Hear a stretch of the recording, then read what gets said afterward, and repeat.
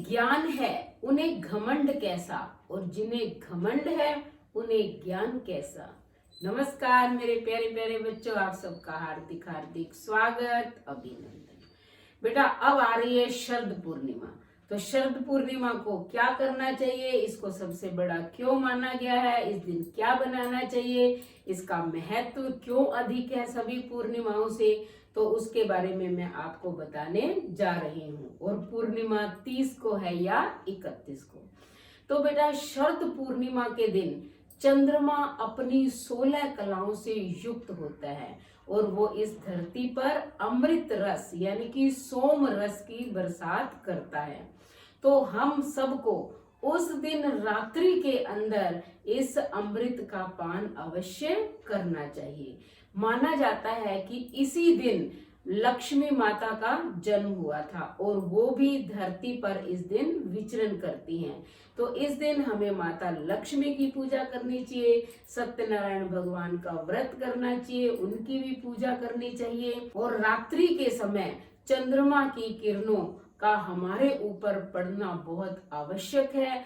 इसलिए चाहे 1-2 घंटे ही हम बैठे, लेकिन चंद्रमा की चांदनी में हमें अपनी छत पर अवश्य बैठना चाहिए। तो इस दिन का महत्व इसलिए अधिक है क्योंकि भगवान विष्णु को ये सबसे अधिक प्रिय है और शरद पूर्णिमा से ही सर्दी के आगमन का हमें संकेत मिलता है। अगर हम इस सोम रस का पान कर लेते हैं शरद पूर्णिमा के दिन, तो जो प्रतिकूल प्रभाव हमारे शरीर पर मौसम परिवर्तन का पड़ना चाहिए वो नहीं पड़ता है, बल्कि अनुकूल प्रभाव ही रहता है। हमारा शरीर ताकतवर हो जाता है और हमें कोई बीमारी नहीं रहती है। तो इसलिए शरद पूर्णिमा के दिन हो सके तो आप व्रत करें, व्रत नहीं कर सकते तो एक चीज अवश्य बनाएं। क्या बनानी है आपको? खीर। खीर बनाकर आप उसमें केसर अवश्य डालें।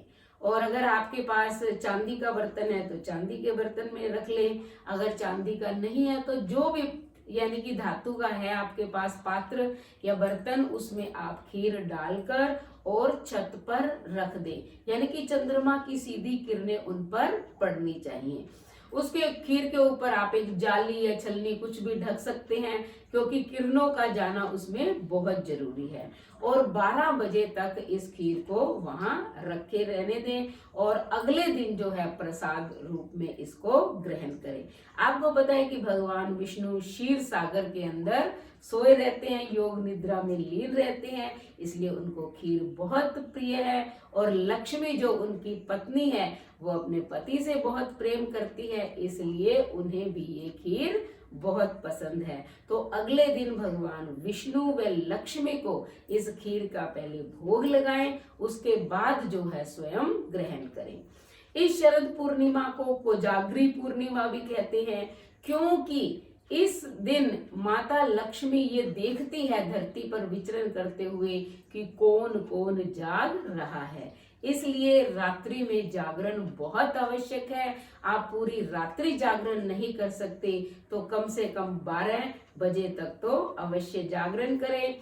आप जो है चंद्रमा की रोशनी में बैठ के भगवान विष्णु की आराधना करें, सत्यनारायण भगवान का ध्यान करें, माता लक्ष्मी का ध्यान करें। तब देखना कितने यानी कि पॉजिटिव विचार आपके हो जाते हैं, पॉजिटिव थिंकिंग, और आपके शरीर पर कितनी पॉजिटिव एनर्जी आती है, शरीर ताकतवर बनता है, ये आपको बाद में पता चलेगा। तो इस दिन शरद पूर्णिमा के दिन खीर अवश्य बनाएं और रात्रि के अंदर जो है 2-4 घंटे अवश्य चंद्रमा की किरणों से जो सोम रस वो बरसा रहे हैं उसका पान करें। खीर तो हमें अगले दिन मिलेगी, लेकिन उस दिन आप चंद्रमा की चांदनी में भी अवश्य अपने आप को स्नान करवाएंगे। द्वापर युग में भगवान कृष्ण ने भी इसी शरद पूर्णिमा के दिन महारास किया था और यानी कि सभी जितनी भी गोपियां थी उतने अपने रूप बनाकर इस महारास लीला को संपन्न किया। इसलिए भी इस शरद पूर्णिमा का अधिक महत्व है।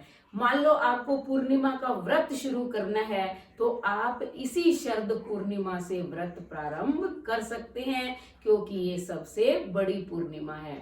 जैसे औरतें जो है बहुत सारी पूर्णिमा करती है। सत्यनारायण भगवान का व्रत तो अलग होता है, उसमें तो दिन में एक टाइम खाना खाया जाता है।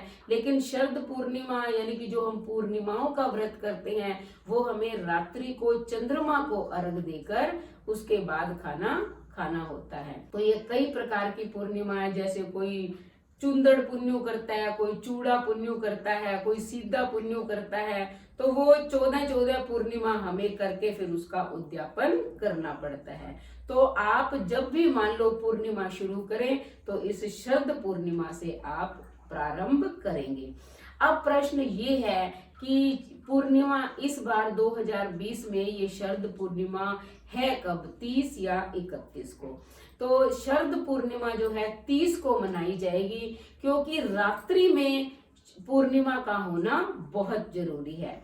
तो 30 तारीख को शाम को शुरू होगी और अगले दिन 31 को शाम को खत्म हो जाएगी, क्योंकि 31 को रात में रहेगी नहीं। इसलिए आप 31 को शरद पूर्णिमा नहीं मनाएंगे, 30 को मनाएंगे। 30 तारीख को ही शरद पूर्णिमा का महत्व है। उसी दिन आप चंद्रमा को अर्घ भी दे सकते हैं, व्रत भी कर सकते हैं, भजन कीर्तन भी कर सकते हैं, जागरण भी कर सकते हैं।